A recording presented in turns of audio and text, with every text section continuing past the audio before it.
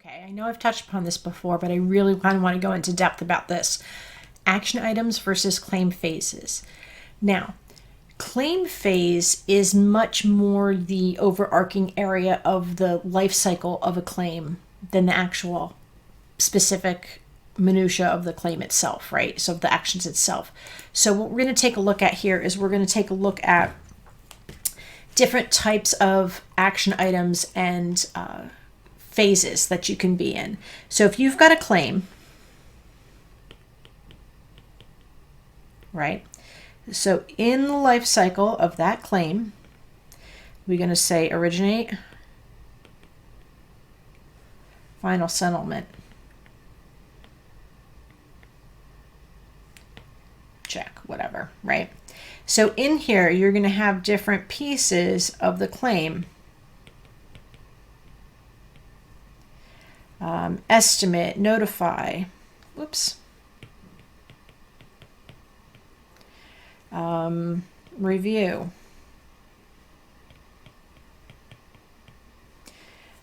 whatever those phases are going to be.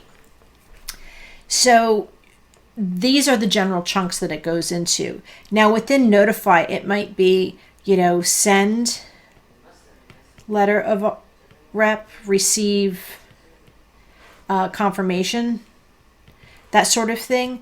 Now in review, you might be looking for request certified declaration page. You might be say receive page, right? Those sorts of things. And then it might be policy review completed, that sort of thing. So these are all of the pieces that kind of go in between the claim phases, or they belong in the claim phases. Having a claim phase of send LOR, receive LOR, request declaration page, receive declaration page, you cannot put time limits on those. A claim phase you can have a claim sit in a claim phase for 6 years. Doesn't matter. You can set up alerts for it and stuff, but it's general. It's not targeted to the correct people that need to go. So people do set up, if a claim is sitting in a phase for more than 3 months, throw an alert up. But everybody's going to get the alert. No one's going to know what to do with it. It's not really what it's designed for. Just because you can doesn't mean you should. That's kind of my philosophy. So what you're really doing here is you're talking about, let's talk about all of the things we do when we have to notify. So what does it take for us to notify it, right? So we have to originate a claim. Maybe we'll get a signed contract.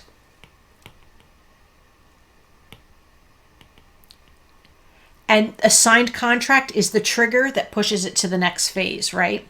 And then we're in that notify place, right? And then, you're notifying the carrier, and then the carrier's going, wait, we don't hold a claim, we don't hold a policy with them anymore because, I don't know, they mixed up properties, whatever wacky things, you guys all know it happens. So you kind of have to go through and go through that process. So whatever your notify process is, that chunk of the life cycle, that's done. And you have to figure out what the last piece is that says when this is done, when this action item is done, that's when we jump to the next piece of the life cycle of the claim. So usually when you receive, so if you're talking about notify, right? If you receive confirmation from the carrier that they received your LOR, or you call a carrier and you are assigned a claim number, field adjusters, that may be the signal to you to say, okay, we've done our duty and documented, notifying the carrier. Now the next thing we have to do is review. The next thing we have to do, maybe it's estimate. Maybe an estimate is, send a photographer, send a Matterport, do a drone, like whatever those things are that you do. At the end of that entire process, you should have reports, because just sending a drone up in the air or sending somebody to get photos is one thing. But having the reports or having the photos back in, that's the trigger right then and there. Then we're done with the estimate, and then we can generate proof of loss or, whatever the next things are. But you have to figure out what starts a phase and what ends a phase. All of these can be pushed forward automatically within ClaimWizard up until a certain point, like we discussed before. If a claim comes back to you and the carrier's decision is we want to go to appraisal, you manually throw it into appraisal, and ClaimWizard's action items will kind of hold off, go to appraisal, run the little appraisal sections within the claim, and then kind of go back to where it needs to go.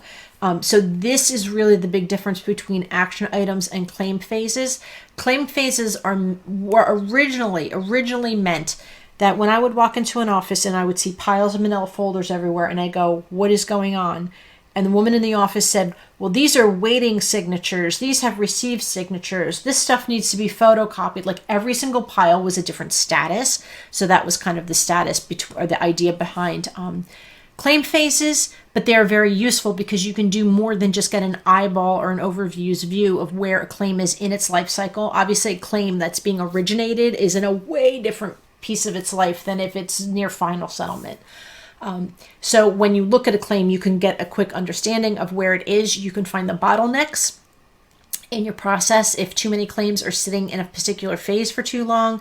And you can also use claim phases to trigger action items and deadlines and things like that. But it's the action items that trigger the people, the deadlines, the processes, the next steps, the overdue items, the escalation paths, not the claim phases.